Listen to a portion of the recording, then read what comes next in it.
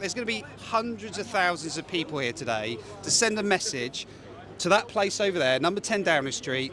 What do you think the most important message that we can send today to Keir Starmer? We are free people. We demand our freedom of speech, and we demand a country that's fit for the people and the decent people who live here. Do you think he's going to pay any attention? I think he's got no choice. I think he's gone beyond the I can battle this away. It is now he has no choice, but he has to listen and learn and act upon what we're saying to him. It's just it's all underlined by the assassination of Charlie Kirk, the most horrific political act I've ever come across. This is very briefly. This is sort of Martin Luther King, John F. Kennedy territory. I watched a lot of Charlie Kirk on YouTube. Fantastic debater. Yeah.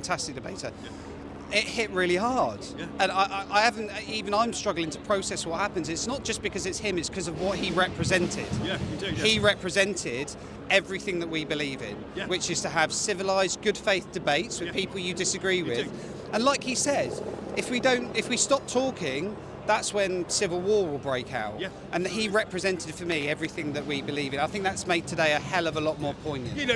Especially when you know that Charlie Kirk went into universities, and particularly when he came to Oxford and Cambridge, how hostile the audience was towards him. And he still kept his cool. He still kept his good manners. You see him put the microphone down to listen to what the other person is saying, so he can fully digest what they're saying, then reply accordingly. No, I'm sorry. When you throw the first bottle, you throw the first punch, let alone shoot somebody dead, you have lost the argument instantly. Is it going to have any impact on Keir Starmer? I think it will have an impact on Keir Starmer, but more importantly, it will probably resonate greater with the majority of the population of this country. I see this as a renaissance for Britain, the start of a renaissance for Britain. I agree. And hopefully we're moving towards Sir Winston Churchill's bright, sunlit uplands of optimism. No, I don't want to be the person the crocodile eats last. I want to kill the crocodile, metaphorically speaking. Well, I came to the last one. I think you probably were at the last one as well, about a year ago in Trafalgar Square.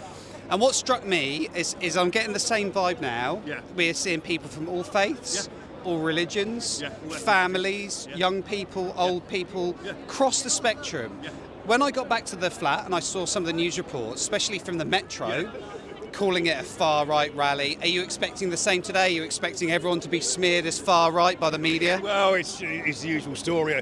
I saw the Guardian headline today, and of course there was far-right in there in the headline of the thing. But it has become meaningless to a certain extent. If you are genuinely racist, it's like pornography. You can spot it every single day of the week. I see people, for example, in people's ex-bios, apparently far right. Oh, I'm a far right thug according to the Guardian. It's completely backfired on them. They're going to have to think of something fresh, something new. Nazis, is water off a duck's back as well. From something else. And we've seen the same, haven't we, in the way that the media have been describing Charlie Kirk. Yeah. The first thing I spotted, even you've had ITV, you've had, pretty much every single publication I've seen has labelled him as far right. And I think this is really important, right? A really important question. If we keep labelling people as far right, there are going to be deranged leftists out there that believe it. What do you make of all that? Well, they are painting targets on people. For example, I'm meeting up with some other people later on. Most of these people are either friends or women who are coming on their own. So there's a chance that when they get here, they'll have other people to mingle with and other people to be with. So that's the idea of doing. I daren't put on X exactly where we're meeting. I'm from Bristol, not originally, but I live near Bristol. I covered the protest that was in Bristol a couple of weeks ago, and it kicked off. I don't know if you saw my footage, but we had a massive Antifa presence in Bristol. They're highly organised, they're motivated, and funded, and very violent. Exactly. There's direct threats from Antifa actually out at the moment for the organisers of the Bristol Patriots, and they're working with the police on it. Has London got that similar presence of Antifa? Are they strong in London? Are they going to come out in numbers? Well, I think they've got a big rally going on behind the stage here at the moment. I bet they've got some relatively big names turning up, like Diane Abbott. These are the people who would never understand where we're coming from. They don't bother to see what our grievances are.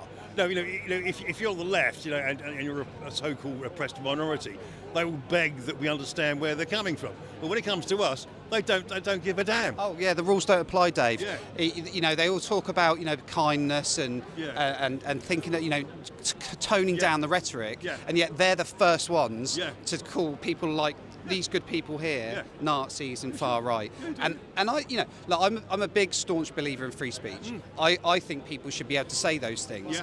But with free speech does come responsibility. And with that responsibility, especially when you are labelling people who clearly are not far right, the true definition of far right, for me it conjures up jackboots, skinheads, people who are properly racist. Disdain for the rule of law. Exactly, hate the police, and yet they'll use those remarks flippantly about regular Brits.